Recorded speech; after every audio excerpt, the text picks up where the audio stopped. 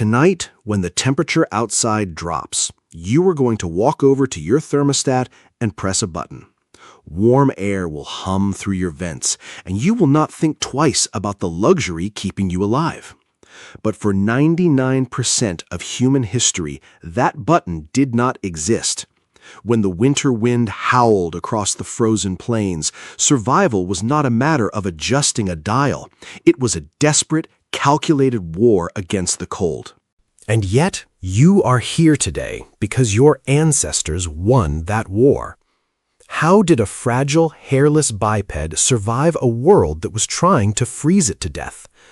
The answer is far stranger than extra blankets or sitting by a simple fire. It requires looking deep into the freezing valleys of our prehistoric past. To understand your own body, you have to look back at the ice. Close your eyes for a moment and imagine winter without modern walls. No insulation, no double-pane glass, no fleece jackets or thermal underwear. Just the relentless bite of sub-zero air cutting straight through animal hide. When the ancient winter arrived, it did not just bring cold. It brought silence. The plants died.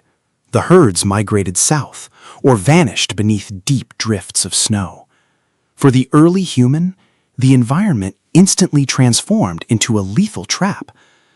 Anthropologists like Dr. Ian Gilligan have spent decades studying how our ancestors faced this exact crisis, and his findings reveal something shocking about our evolutionary timeline.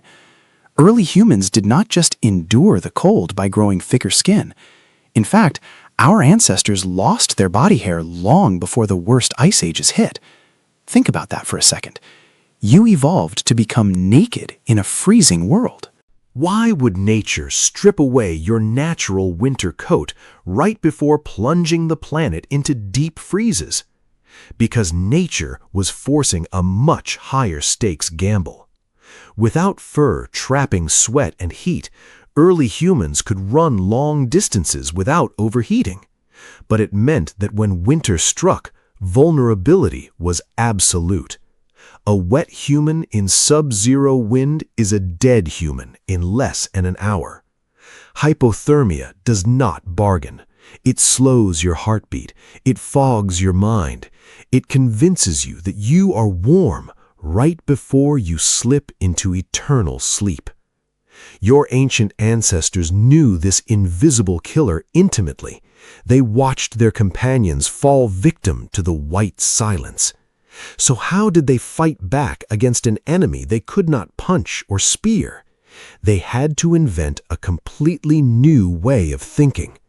Fire was the first great weapon, but fire alone was not enough.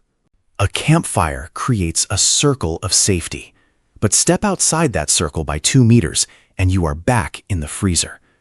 Ancient humans had to master thermal architecture.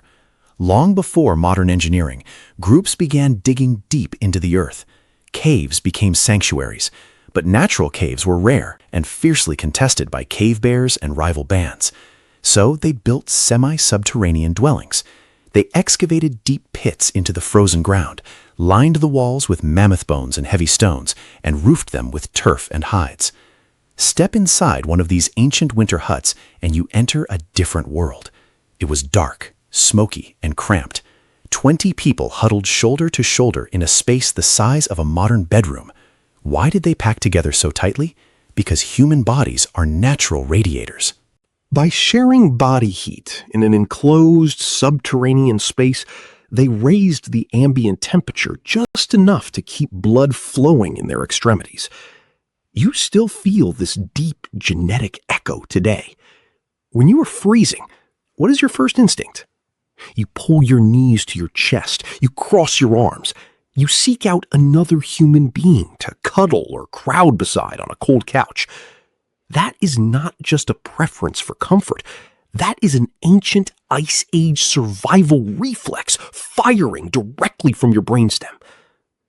But staying inside a pit house all winter meant starvation. Calories were the ultimate currency. When the snow piled high, finding food required stepping back out into the white hell. What did the ancient human diet look like during the dead of winter? Popular imagination pictures groups of hunters bravely spearing massive woolly mammoths in a snowy blizzard. The reality was much grimmer and far more desperate. Archaeological sites across Ice Age Europe show that winter was a season of profound caloric deficit. Fresh plants were completely gone. Roots were locked beneath frozen soil like concrete. Hunters tracked scarred, starving animals whose own bodies were depleted of fat. Eating lean meat alone in winter can actually poison you, a condition known to modern researchers as protein poisoning or rabbit starvation. Without fat, your liver and kidneys struggle to process the protein, and you waste away while eating full meals. So what did ancient humans do? They cracked open the bones. They systematically smashed the long bones of scavenged carcasses to extract the nutrient-dense marrow hidden inside. They rendered fat from every available source. They stored fermented meats in permafrost freezers dug into the frozen earth. Every calorie was counted, tracked, and fought over. If you think fasting or dieting is difficult today, consider the metabolic reality of your ancestors. Their bodies routinely ran on empty for weeks at a time during deep winter freezes. This metabolic stress forged a specific adaptation within our DNA. Geneticists studying Ice Age populations have discovered mutations related to brown adipose tissue, commonly known as brown fat. Unlike white fat that stores excess energy, brown fat burns energy specifically to generate heat. Newborn babies have high amounts of it, and ancient humans relied on it to keep their core organs warm when shivering was no longer enough. Your body still contains the blueprint for this internal furnace. When you step into cold water or shiver on a winter morning, your nervous system attempts to awaken those very same ancient pathways. But survival was not just physical. Surviving the ancient winter required a massive psychological shift. Think about the darkness. At high latitudes during the Ice Age, winter meant months where the sun barely rose above the horizon or vanished for weeks at a time. Darkness triggers a biological cascade in the human brain. Without sunlight, your pineal gland floods your system with melatonin, making you lethargic, inward-looking, and prone to deep contemplation. Modern psychology calls this seasonal affective disorder. To the ancient human, it was simply the reality of the long night. How did they keep from losing their minds in the suffocating darkness of a crowded pit house? They invented culture in the dark. Deep inside caves, illuminated only by sputtering animal fat lamps, the walls came alive with art. Archaeologists studying cave paintings in France and Spain have found that many of the most dramatic handprints and animal murals are located in the deepest, darkest chambers, places where no daylight ever reached. Why paint in total darkness? Because the winter night was a time of storytelling, myth-making, and social bonding.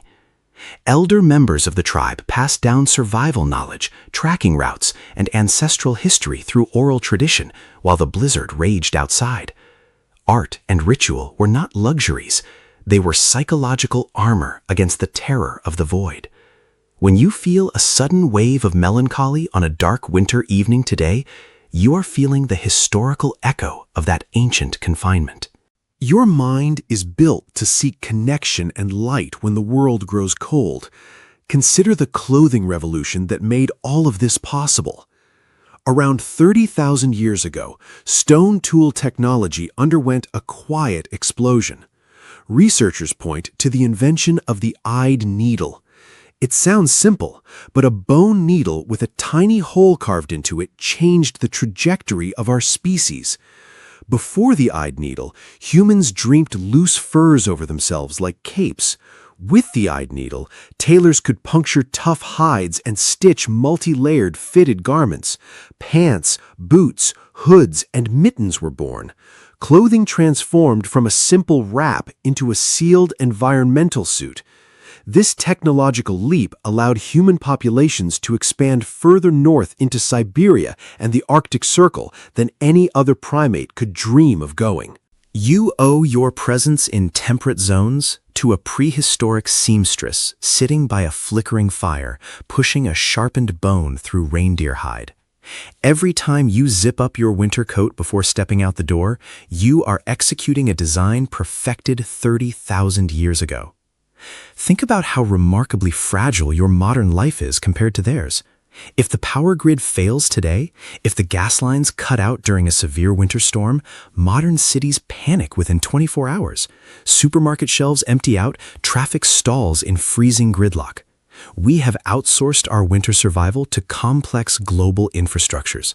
But beneath your modern anxieties, beneath your reliance on central heating and heated cars, your ancient operating system remains completely unchanged. Your cells remember the glacial wind. Your DNA carries the scars of the long night. The next time you feel the chill of winter cut through your clothes, do not just rush inside to the warmth of your thermostat. Pause for a single second. Think of the ancestor who walked through that same snow thousands of years ago with nothing but a bone needle, a handful of embers, and an unbreakable will to see the spring. Tonight, when the temperature outside drops and you press that button to turn up your heating, remember that you are keeping alive a fire that has been burning for 1,000,000 winters.